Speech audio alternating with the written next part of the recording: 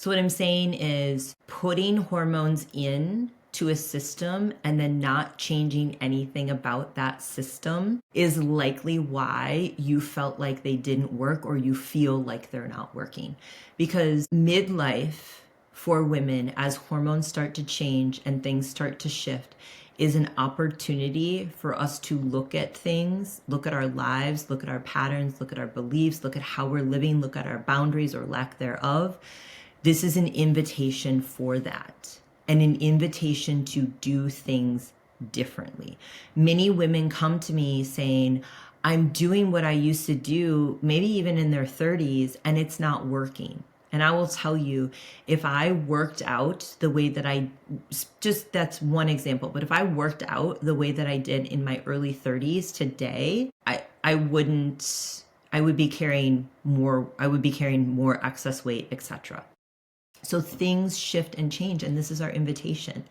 And this is the deeper work. This is the work that we're invited to do that doesn't always feel good. And quite honestly, for a lot of women, is much harder than just changing their food or getting in more steps or strength training. So now I want to kind of bring this to a physiological place, because we also, when we are, whether we're making these hormones ourselves or we are replacing these hormones, we want to bring these hormones are in our system, we bring these hormones into our system, we utilize them, and then we need to get rid of what we don't need. So we need to have we have drainage and detox pathways.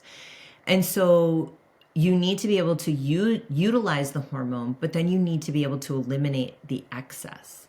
And so when I am looking at, for example, the Dutch test that I referred to, so dried urine test for comprehensive hormones, you can head over to thetransformationlife.com, and under functional testing, you'll see more about that. And if that's something that you want to do, you can purchase that. And so what that shows is it actually shows how your body metabolizes estrogen. And for me personally, if and when bringing estrogen into, like doing hormone replacement therapy for estrogen is something I want to do, I will do a Dutch test to see how I am metabolizing that, because we can metabolize that down. We can metabolize estrogen down more what I would call carcinogenic pathways. So we want to make sure that when we're going to move that hormone after we're done utilizing it, what pathway is it going down? Because that is really, really important for our drainage and our detoxification.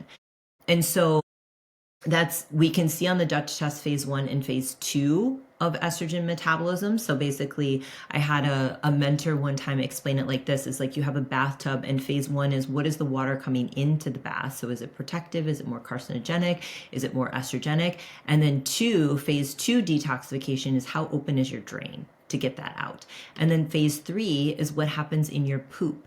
And so that's where something like a GI map test comes in, and we can see there's an enzyme called beta glucuronidase, and we can measure that in stool. And so we can see, are you actually, so beta glucuronidase is an enzyme. Think of it like you've got a package. So you've got estrogen that you need to move out of the system. It's excess, we need to move it out of the system.